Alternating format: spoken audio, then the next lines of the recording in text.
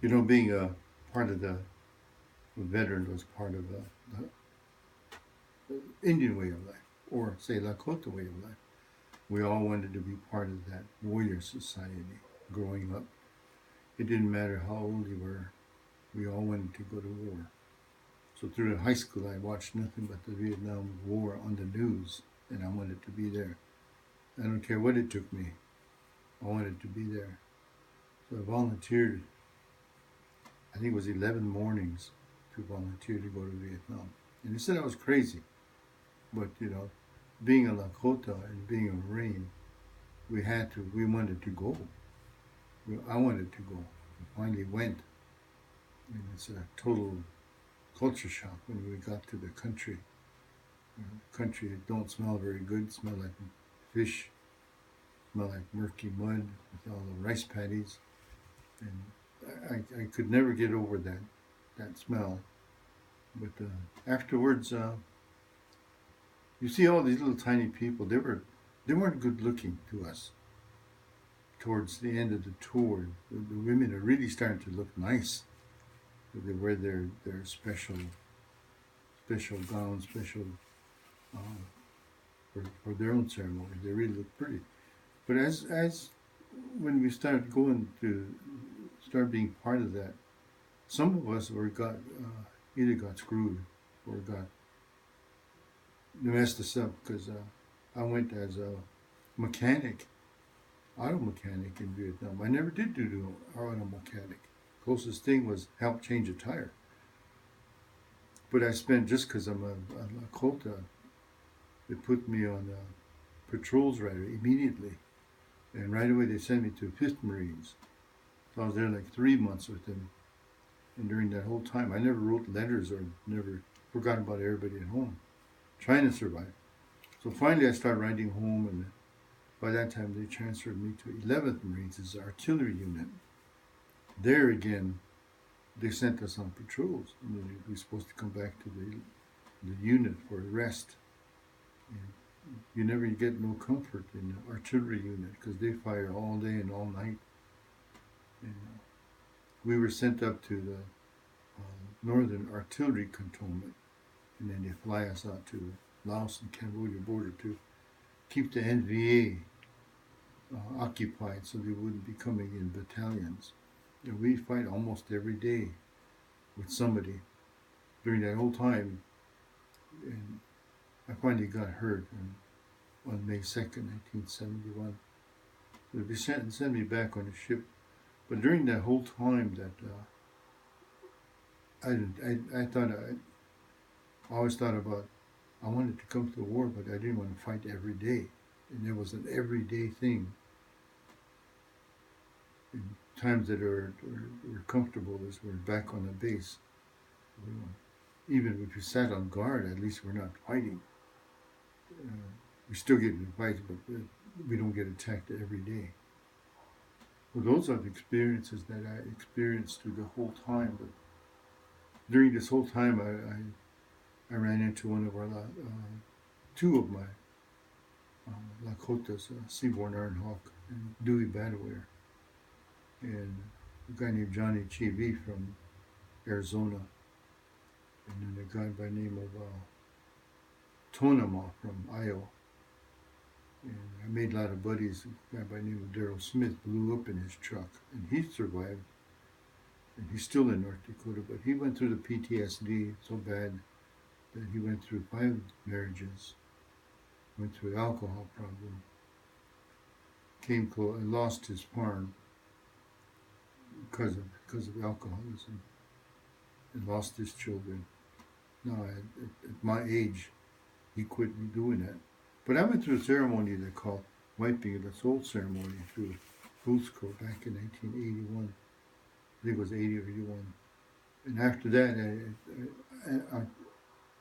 my lifestyle changed. I became a human. I had feelings, I had care, and I had concerns. Prior to that, I had no compassion. Somebody died, everybody crying. I always wonder, they're dead. Why should we spend any more tears? They're not coming back. And all that time, that was part of my hatred for people that died went overboard, not caring. But it affects those of us that were in Vietnam. It affected us more ways than one, and not just only one thing, but it affected us, our personality. People change. When I came back, even my wife said I changed a lot. I'm not Richard like I used to be. I was a whole different person. And she put up with me from the time she was my girlfriend up until all the way to today. She must have seen something in me that she was with me. And I'm glad she did. She stood beside me. She cried with me. I told her a lot of experience. Sometimes the kids ask me the experiences that I went through. And I always wonder why I lived today. I wanted to live too, because I was about faster than that AK-47. If I could run, I'd probably outrun that bullet too. But the other day I had a nightmare, and I remember we're laying alongside the little rice paddy, and one of the guys motioned to come to where he was laying. So we got up and ran, and we lay down not too far from him, and where we was laying, RPG went and hit that spot. So if I stayed there, I would have died. And I was telling that to my daughter last night, coming back from Wombridge, and she wanted to hear more, but you don't want to tell anything too much because it might affect them too. But it's good to be alive, and you go through a lot of hard times, and some of this stuff will never go away.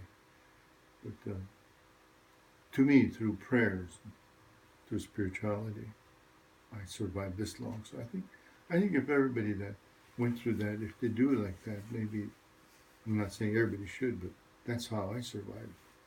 I think everybody should do things with alcohol or drugs.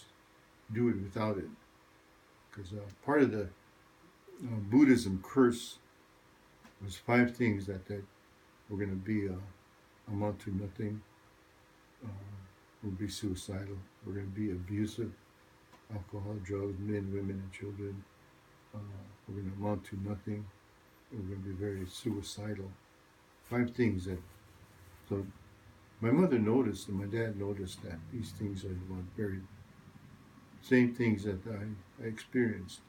And then later on in years, we found out that the curse that they put on all of the Americans. But a lot of them don't see it that way. They think it's just living every day the way you want to live. Yeah, but there's a certain way to live too, also. But also that belonging to the Warrior Society, you have to help each other as veterans. Talk about it. A lot of people don't want to talk about it because they're still scared. And I don't blame them, but they need to share some of their stuff with other veterans. Or if somebody could listen, and a bunch of veterans gather, go visit them, listen to them, and they'll tell you a lot of things a lot of us don't experience. Things that we went through. Even still eating habits that we have today. When you sit down to eat, I just wolf it down and get out of the way. And I think all the veterans are that way. We never sat down to really taste that food. Always put it in our mind that it's the food that you put in your stomach, not what it tastes like. So we still have some bad habits from that. And I can understand. My wife said I was different. That's what I experienced today. And I hope veterans can share some of that stuff with their other veterans.